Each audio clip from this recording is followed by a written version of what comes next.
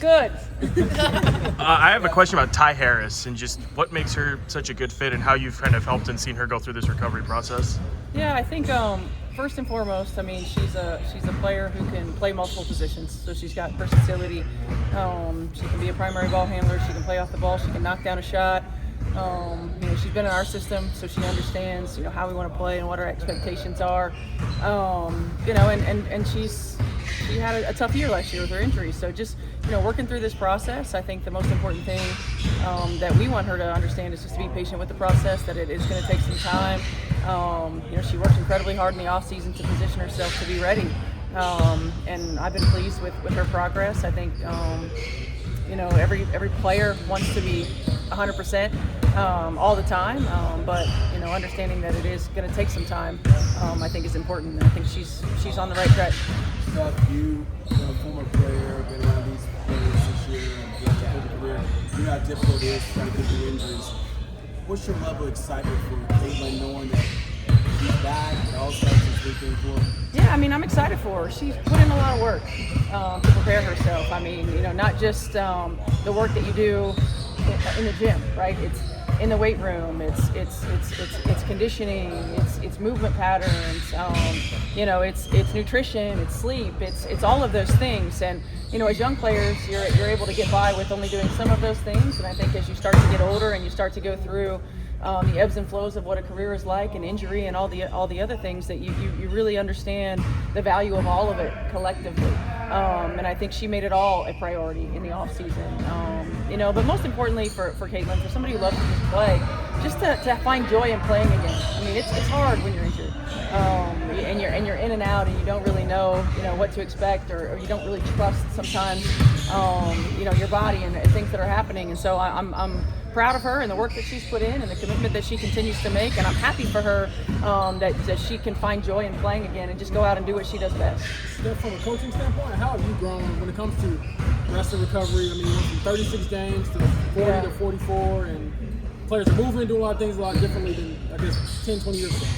Yeah, I mean, I think, every year we seem to have more information.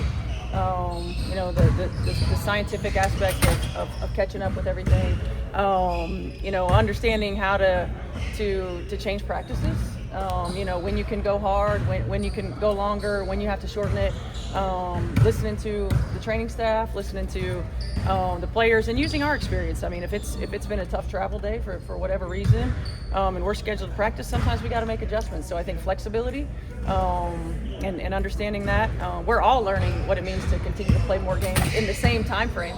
I think that's a big adjustment in itself.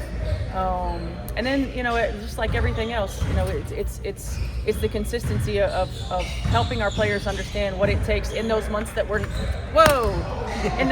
not in season, to prepare ourselves to be ready for a training camp and to be ready throughout the course of the season. I asked you last week about the traits that will matter as you guys make your final cuts. I'm curious what you think of the addition of the developmental contract and how that will fit into the decisions you guys make as well. Yeah, I mean, look, those are probably questions for Amber in terms of what that looks like. But I think the developmental contracts are important because we continue to expand in our league and making sure that we have players that are ready.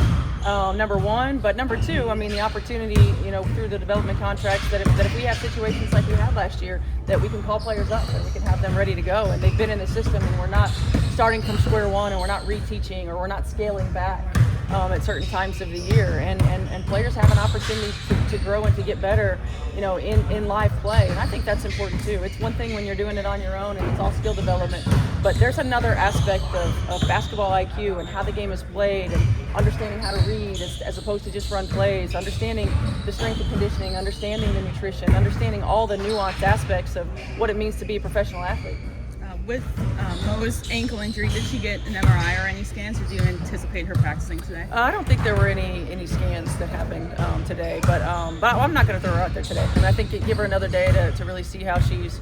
She'll get player development work. She'll get work on the just getting shots up and in the weight room and in the training room. But we've got a full week. She feels a lot better today from when I talked to her today. But I'm not going to throw her out there today. Any updates on Justine Bissett and how she's doing? Justine's still working a lot in the weight room and with our player development and working on sort of a return to the live action in the court. You look at Saturday, Does it help that you played Dallas already in that preseason game to kind of get that base foundation of what you need to do to prepare? Yeah, I mean, I think it certainly helps when you've seen a team, when you've seen personnel.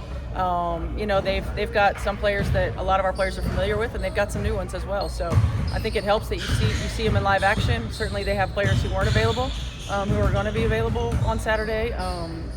And more than anything, I think just our ability to continue to get better, like see different ways that teams are going to attack us. We are a team that likes to attack matchups, and we're also a team that will get attacked in certain matchups. And so, what kind of adjustments we can make. Steph, you're talking to Sophie and Todd yesterday. They were saying that they've used sports psychology coaches before. Yep. Have you seen that become more prominent? And some people were saying like it's good to have these conversations, kind of make that more of like a normal thing for athletes. Yeah, I mean, I think it's just like anything, right? It's just like life. When we know better, we do better, right?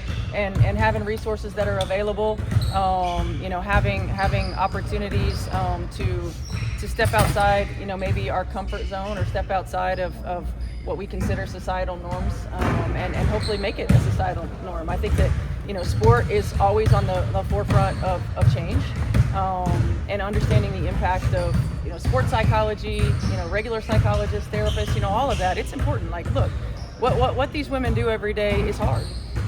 What they challenge themselves and push themselves to do physically, mentally, and emotionally is hard.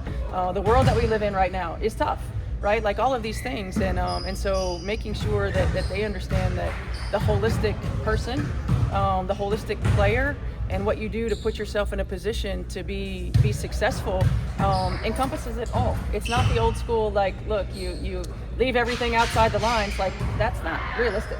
And so for us, being able to provide resources that help the whole aspect of our players is important. Do you use that as a coach at all? Yes. When it comes to, Yes. I guess, and what's been your experience, or what compelled you to seek it out? Life. I mean, life. Therapist, sports psychologist, just all the resources. When I was a player, these things weren't available. We didn't really know about it. It was like we were just starting in the nutrition aspect of things, right? Like, shoot, it's come a long way, and I think our willingness to understand and encompass, all of those things is also important. So yes, I mean, I've used all of them. Is that something that you talk about with players, kind of actively encourage them to seek out that help? Or in, even like Ty's case, I think she talked about talking with the team sports psychologist for our recovery? Yeah, I mean, we make them available to our players. I think that, we're pretty transparent, as I say we, as our coaching staff, in all of the things that we've been through, in struggles like injury and life, and ups and downs of everything. I mean, look, we talk about keeping the main thing. Look, it's faith, family, and basketball, kind of, in that order. And to be able to help our players, number one, recognize that we don't just talk about it, like we live it. Number two, the lessons that we've learned, when we have had the opportunity to utilize all the services available and is important.